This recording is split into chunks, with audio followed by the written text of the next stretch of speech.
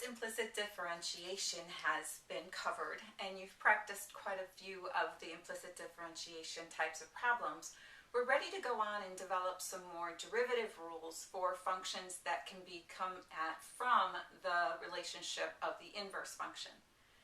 Now, when we're looking at the inverse trig functions, we're actually going to focus primarily on finding the derivative of y equal inverse sine x, and then y equal inverse tangent x to start with, just developing them. And then I'll present what the derivatives are for the other four inverse trig functions and do some examples. When we're looking at trying to develop the derivative with respect to x of inverse sine of x, not just that purest form, we want to remember that y equal inverse sine of x is the function that occurred when we were restricting the domain in y equals sine x, so be 1 to 1.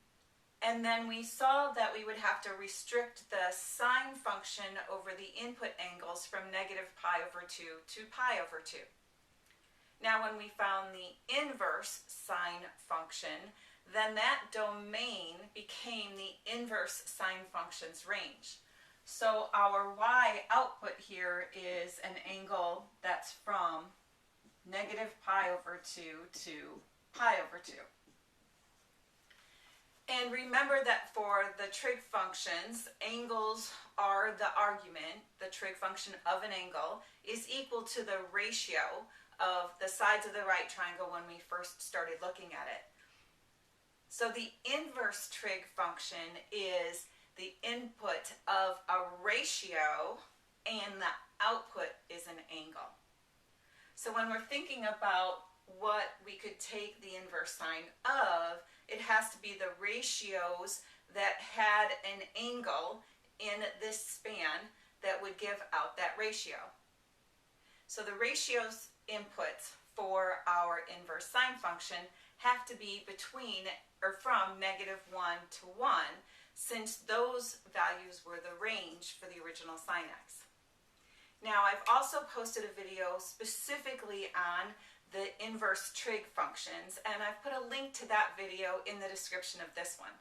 This one primarily is focusing on how do you find the derivative.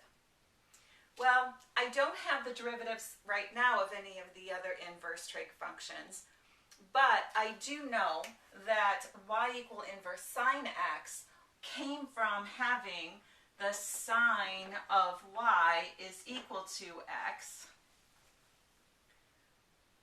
so that when I got that was from when I switched the x's and y's and kept the restriction that was in the domain now is on the range. And here I know what the derivative of the sine function is. And with implicit differentiation, since now this is implicitly defined, I can actually use implicit differentiation on this form of the equation to come about with what that derivative will be. Well, implicit differentiation, you just have to remember to apply the chain rule as you go. So the derivative of sine of an argument is cosine the argument, so cosine y, times the derivative of the argument. And the derivative of y with respect to x is 1 dy dx is equal to, and then the derivative of x with respect to x is 1. Now we are going to solve for dy dx. So I need to divide both sides by cosine y to get that dy dx is equal to 1 over the cosine of y. Here I actually have gotten my dy dx on a side by itself, and if I wouldn't be able to actually do any other more substitutions or solving than this, then I would leave it here. But we actually can get this expression back into the independent variable by thinking about our original start of this whole process. We started with y is equal to the inverse sine of x. And remember, the inverse trig functions are ratios in, angles out. So the inverse sine of x is an angle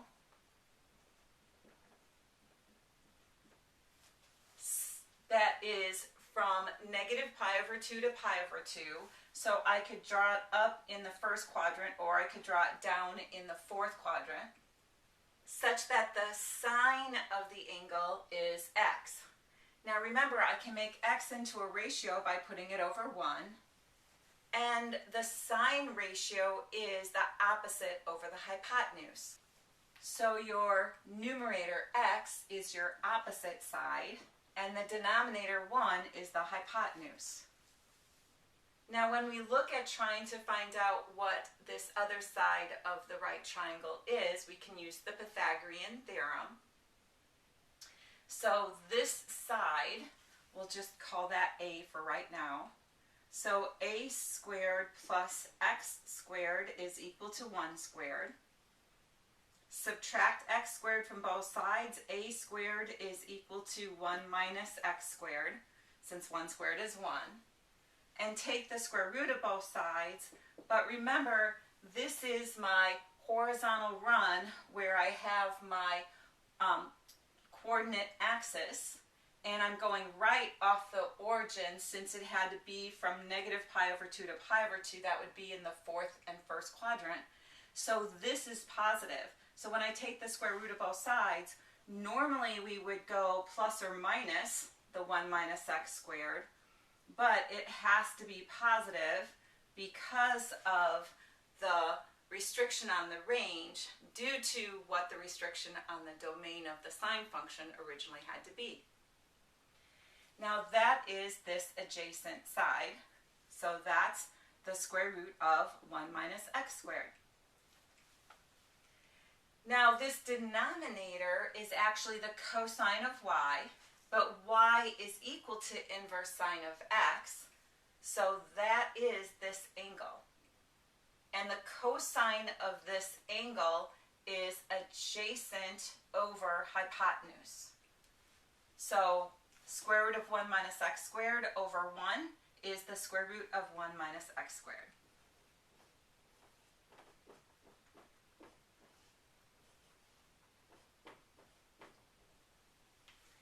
And that gives me the derivative of what we originally started with, our y equal inverse sine of x.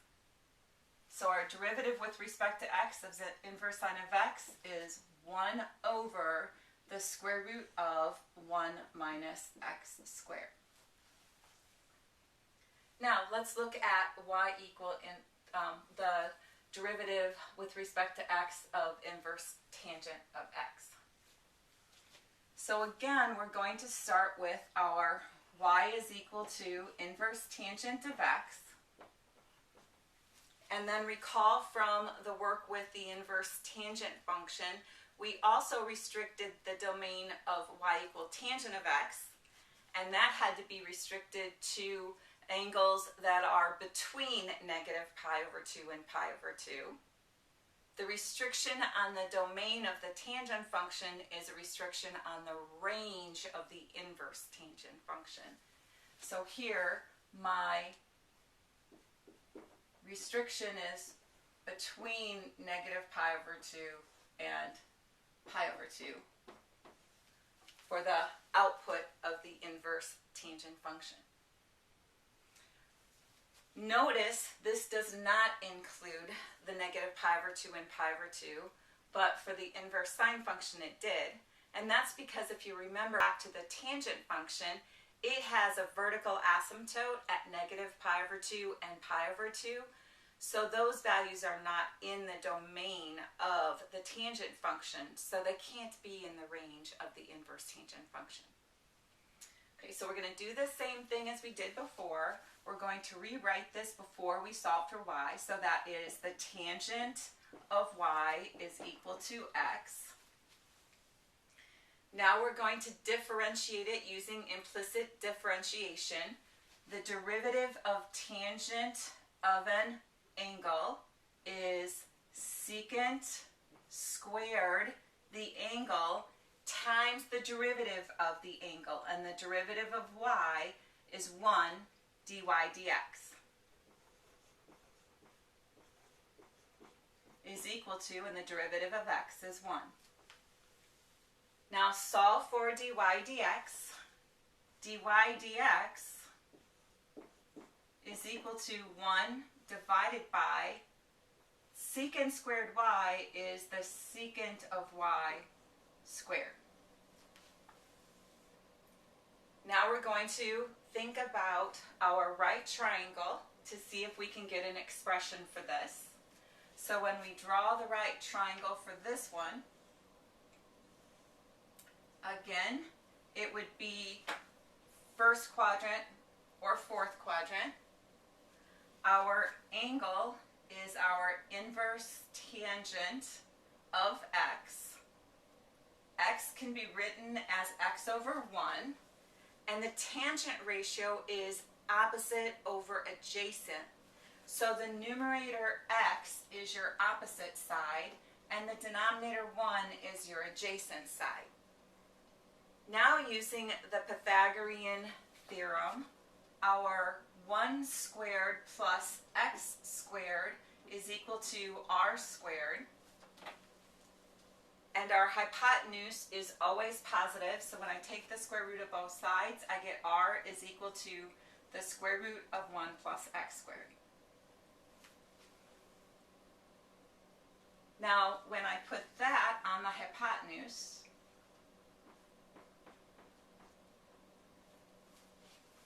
and remember, this is your angle, and you're reading the secant of that angle off.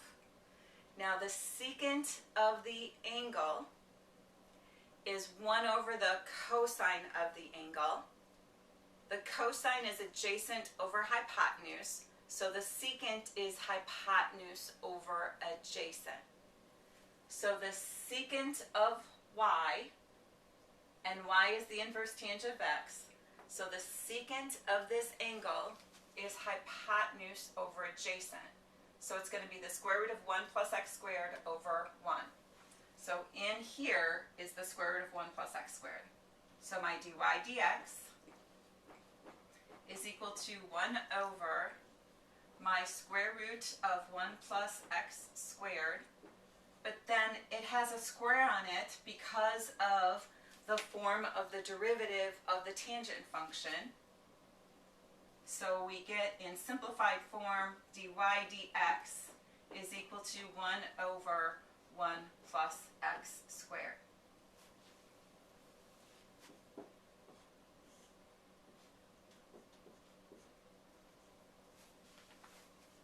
So now what we're going to do is to look at writing out the full set of the 6 inverse trig functions and their derivatives in expressions of a function that is an expression in x's, so that you can see it in the form of how you would apply the chain rule and then do examples. Written up now is the list of our derivatives of inverse trig functions of u being an expression in x's.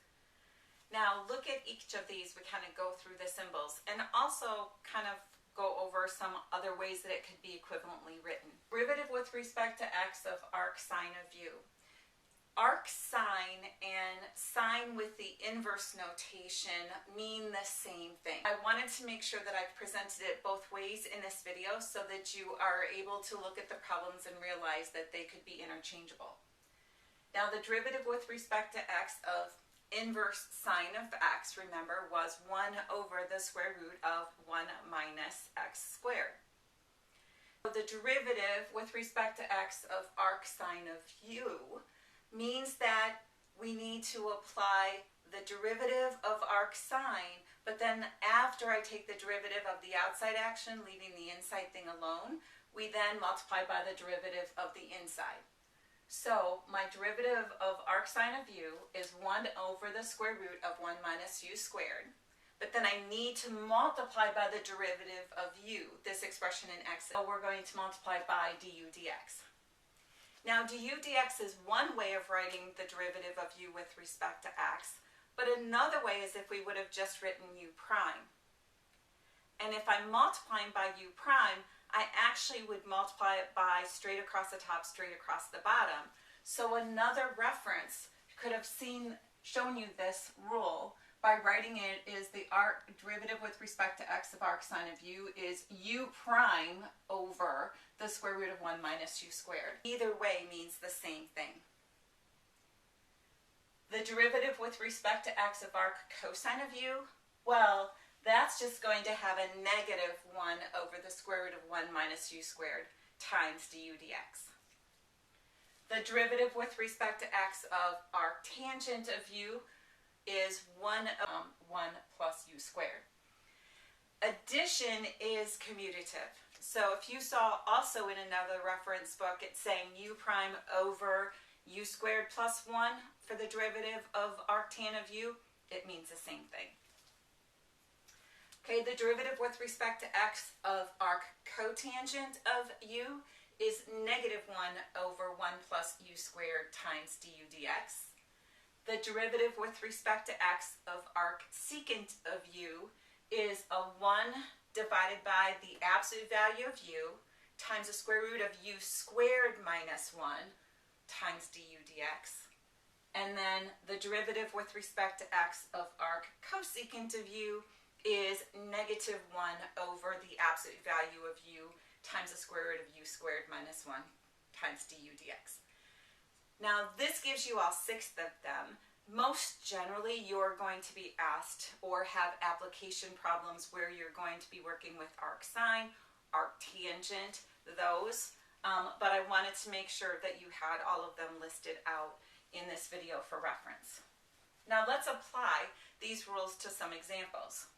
For my first one, we want to find the derivative of the function 4, and my first function is equal to the inverse tangent of x cubed. Remember, this is inverse notation, inverse function notation. It undoes what the tangent did. It's not an exponent that means reciprocal. That's not the context of this notation. It's the inverse trig function notation. When I look at this idea, the inverse tangent function is acting on this argument of x to the third. So the outside action is inverse tangent and the inside expression is x to the third. Our derivative here, f prime of x, is going to be, well, the derivative of inverse tan of an expression is 1 over 1 plus that expression is acting on that x to the third quantity squared, and then I need to multiply by the derivative of what the inverse tangent was acting on, and the derivative of x to the third is 3x squared.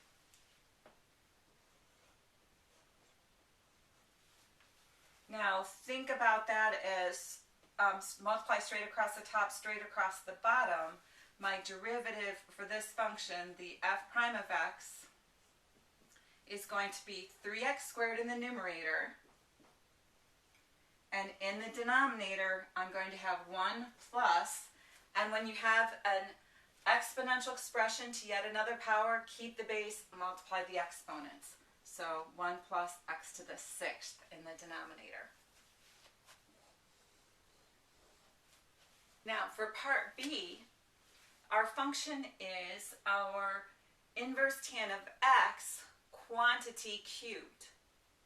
So in this particular problem, the x would go in if you were doing order of operations, then you take the inverse tangent of that ratio and then cube that angle.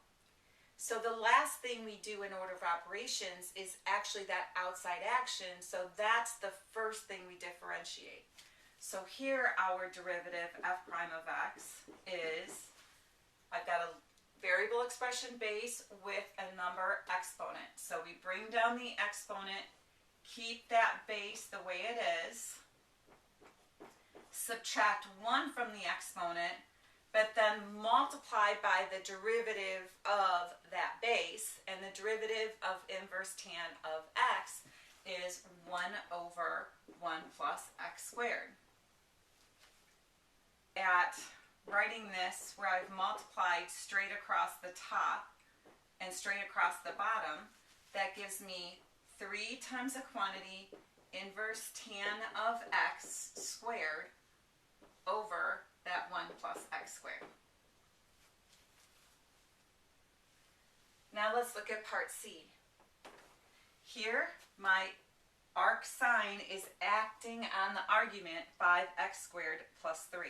Derivative f prime of x is equal to 1 over the square root of 1 minus the square of what arc sine is acting on. So I have 5x squared plus 3 squared, and then times the derivative of what the arc sine is acting on, and the derivative of 5x squared plus 3 is 10x. For that derivative, f prime of x is equal to 10x divided by the square root of 1 minus the quantity 5x squared plus 3 squared. And certainly in this denominator, you could square out the binomial and then make sure you distribute the negative sign and collect like terms. But for now, I wanted you to just see what the derivative would look like.